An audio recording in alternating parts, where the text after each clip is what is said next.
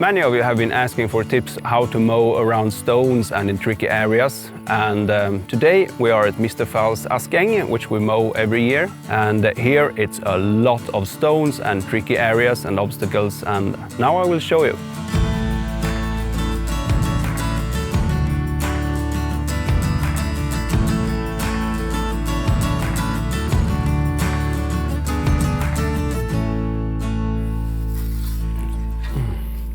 The more tricky the area is, the better you're off with using a shorter blade, and this is my Hartstahl 65 centimeters blade, which I prefer. It's not only shorter, but it's also a little bit like curved up like this, so it flows easier in like valleys and when the area is not completely flat. When it's a little bit more flat meadow, I prefer this 75 centimeters grass blade.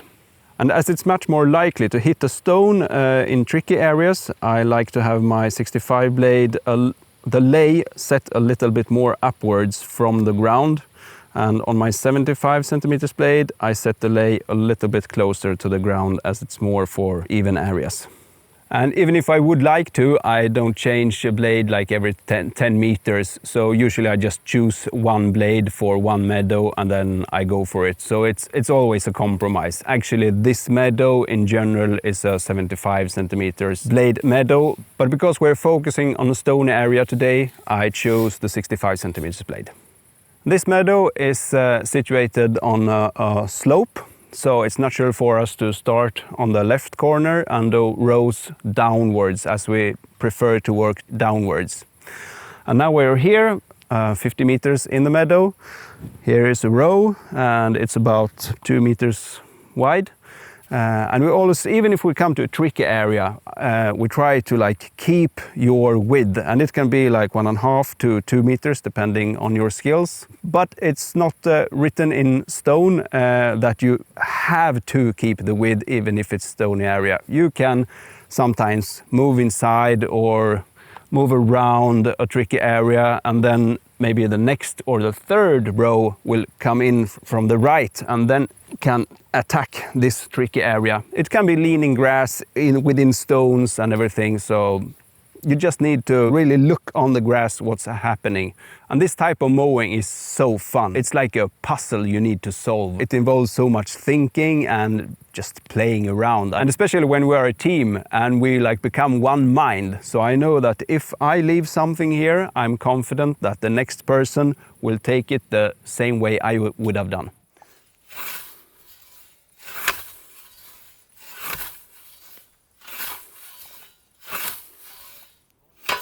And there we hit the stone, but I heard on the sound that I only hit the underside of the blade and not the actual cutting edge. And that's fine, so we can keep going.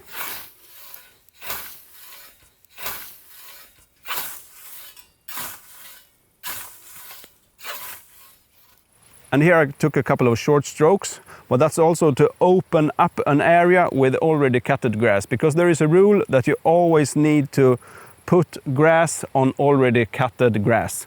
So you need to open up areas to leave your cutted grass on. And now we'll continue with like take a step inside my row, and this is really important that I dare to come in here with the scythe and push the grass towards me.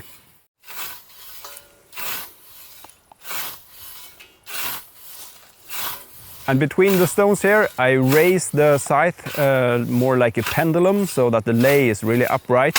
And there I hit the stone, and I hear on the noise that it's only the backside, the spine of the blade hit the stone. And it's really important to know that this one you can use really close to the stones.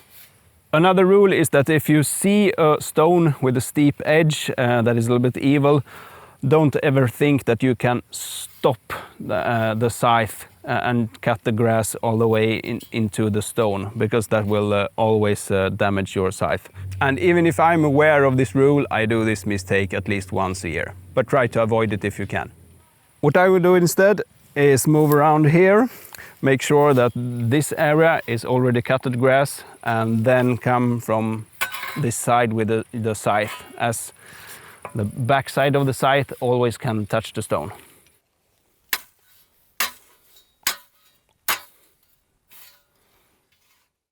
And now we're in a fun place here. It's narrow and it's 3 stones. Could be one more hidden inside here, we don't know. So I really have to evaluate like the edge of the stones, how they are sloping, how dangerous it is. So what I think I will do is coming in here, mowing the grass here out in the already cutted grass. So I can take this grass into the center after. This stone I can use the method of folding down the grass here and then raise the scythe as a pendulum to cut beside, I think. So let's see how to solve it.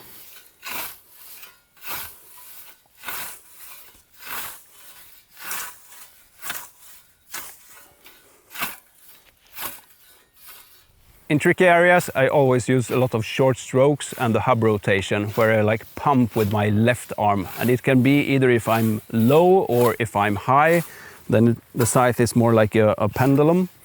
You can learn more about the hub rotation in my beginner's guide to scything.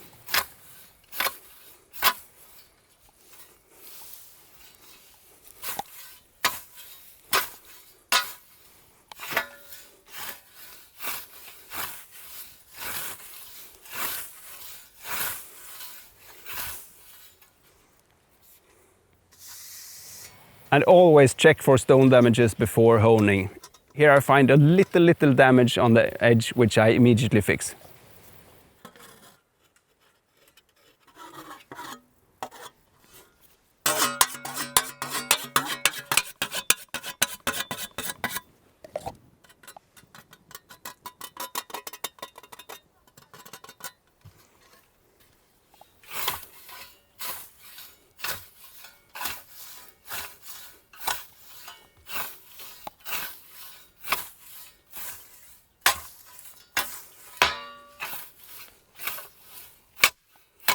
And that sound was the tip hitting the stone.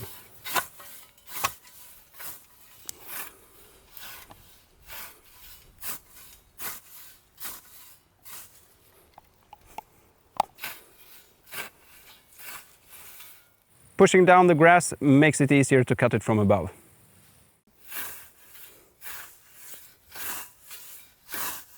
And now I start to put the grass out in the former row where it's already cut grass, and then connect it with my present row.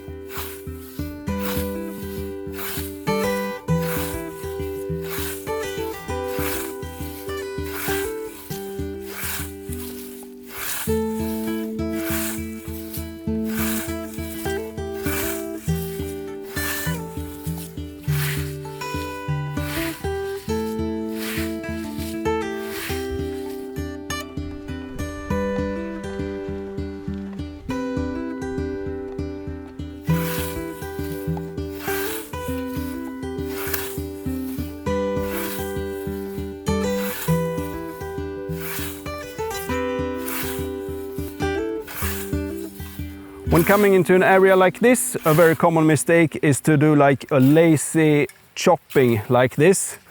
But what will happen is that you just fold the grass down and not cut it good, as your cutting angle will be like this towards the blade. And here we can also see that the grass already is leaning a little bit away from this stone and the hill. So what I recommend is stepping here inside the row, turning your body and come here, more like with a pendulum movement of the scythe, and press it down. Then you will cut the grass from behind.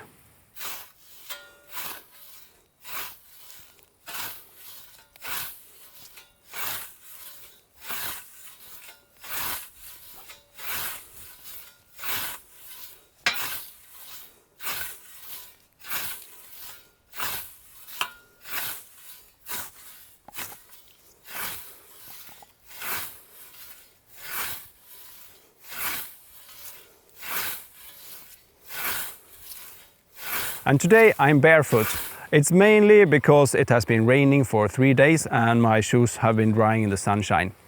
But actually it's good to walk barefoot when scything, as you're less likely to slip and you have really good control and a sense to the ground. If you want to wear shoes, my recommendation is therefore to use some kind of barefoot shoe with a thin sole.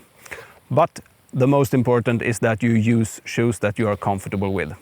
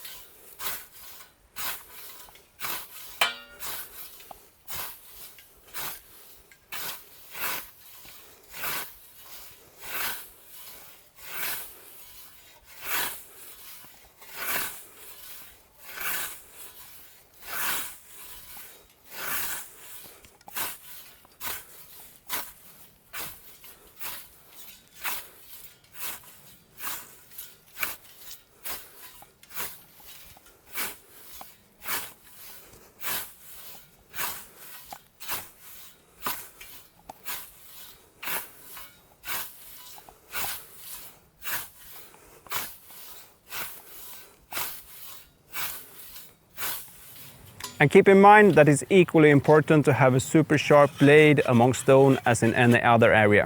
Don't start to accept to have stone damages on your blade, because if you start to do that, then you will have an unsharp blade, you will start to use more energy and force, and you are very likely to get really nasty and bad stone damages, maybe hurting the blade or crashing the snath. The scythe should be 100% sharp, no matter what type of area you are mowing in.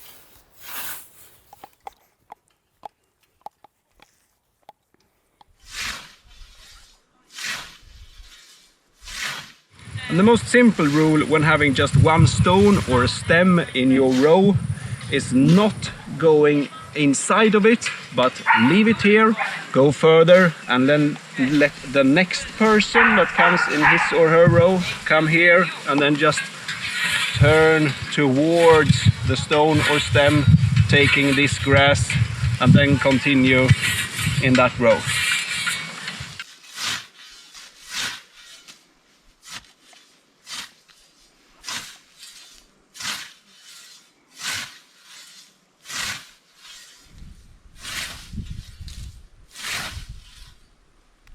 And don't let trick areas like this stop your motivation. Instead, try to keep your rhythm on the feet so you can get energy from the core and more energy in the strokes as well, in your short strokes. So keep your feet working and do it like a dance.